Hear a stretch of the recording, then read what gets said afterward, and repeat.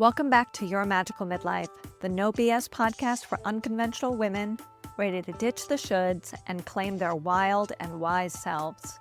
I'm Kate Higgins, your host. I'm a licensed clinical social worker and coach with 25 years of walking women through the chaos, blending my clinical grit with spiritual fire. As women, we walk through 4 distinct portals in our lifetime: the maiden, the mother, the empress, and the crone. Each one brings us wounds to heal and gifts to unpack. This podcast explores all the midlife themes: change, the change, caring for aging parents, unpacking the grief of aging, our shifting identity, and aging with agency, joy, and rebellion. I'm here to help you heal the wounds, flip the scripts, and step into your life that's been waiting for you. Let's get real, raw, gritty, and unleash some magic. I keep scrolling, and there it is again and again.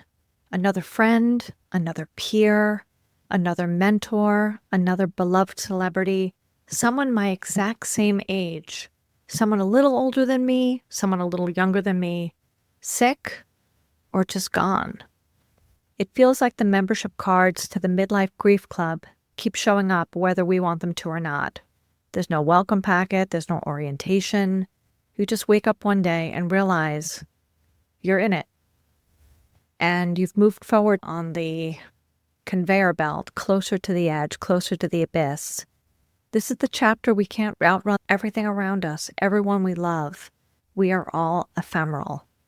Our bodies, our loved ones, this wild, wonderful, messy, beautiful life is very temporary. And yet, in the middle of all of that, it's a sober awakening. And I keep coming back to 3 beautiful concepts that keep me holding the grief without being crushed by it. The first one is Memento Mori. This is an ancient Roman concept. It's remember that you will die. Not in a threatening way, but it's a fierce reminder to stop waiting to live. And another related concept is Dutch, around the same time, Vanitas. It's that artistic tradition that everything is temporary. Flowers wilt, fruit rots, the hourglass runs out, the bubbles float away and eventually pop. And the third tradition is Japanese. Wabi-Sabi, finding beauty in the imperfect, the impermanent, and the incomplete. And it's helping me reframe my own mortality, which I really only became fully aware of after my dad had died, when I realized that there was no one behind me and no one ahead of me. It was just me. And I don't want this to be a depressing episode. I really don't, because it doesn't have to be. There's something really beautiful in reckoning with your own temporariness. It gives weight to your life. It gives you purpose and meaning.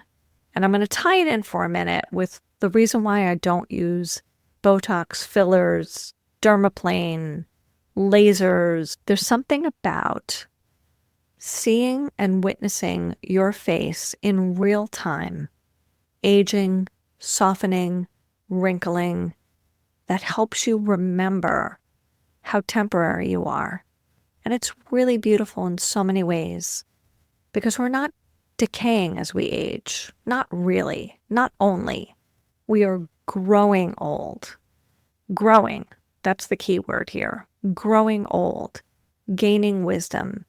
As much as you lose, you actually gain. There's a profound difference in there. Decay implies only loss. Growing implies expansion, wisdom, depth, sovereignty, and the kind of beauty that only time can sculpt. Those lines, the softness, the drooping, the stories that live in your bodies, the stories sketched across your face, they are the key to the clarity that comes after so much shedding. They aren't signs of ruin. They're marks of a life truly lived.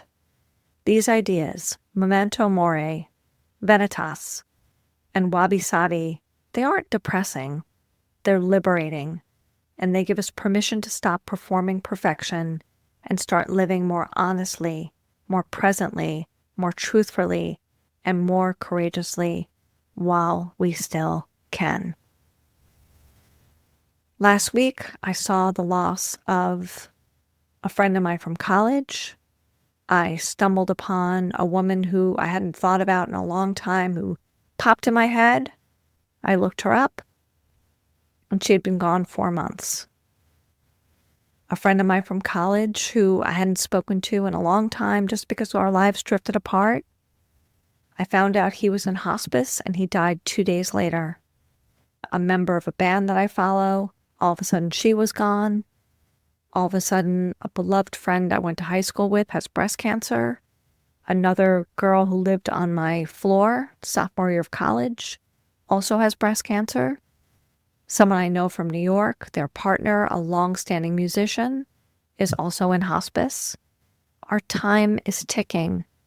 And I'm not saying this to scare you or upset you. I'm telling you, live your life today. Enjoy what you have today. Tomorrow is not guaranteed. We are temporary, we are ephemeral, and that is beautiful. It is sacred, it is important, and it's a beautiful reminder to not squander your time. Thank you for listening. I know this was a heavy episode, and I am so excited to be expanding Craft Your Crown, which is my signature offering, not just to women as they step through the threshold of menopause, but to young girls as they enter menarche, to women as they declare their independence from their corporate job, women as they leave their marriages, women as they enter grandmotherhood as an alternative ritual for brides, as a ritual for women as they're about to give birth. I am expanding Craft Your Crown to every threshold that women step through. So if you're interested in bringing this to your town, to your city, to your retreat, please send me an email at yourmagicalmidlife@gmail.com or check out my website where my offerings are listed. We can have a conversation about how this workshop, Craft Your Crown, might fit exactly your needs. And I will talk to you next week. Have a good one. That's it for today, my love. I hope that you enjoyed this episode. Please give me a follow on Instagram and Substack at Your Magical Midlife, and check out my website, yourmagicalmidlife.com, for offerings, retreats, workshops, and to book Craft Your Crown at your event. I'll talk to you soon. Have a beautiful week.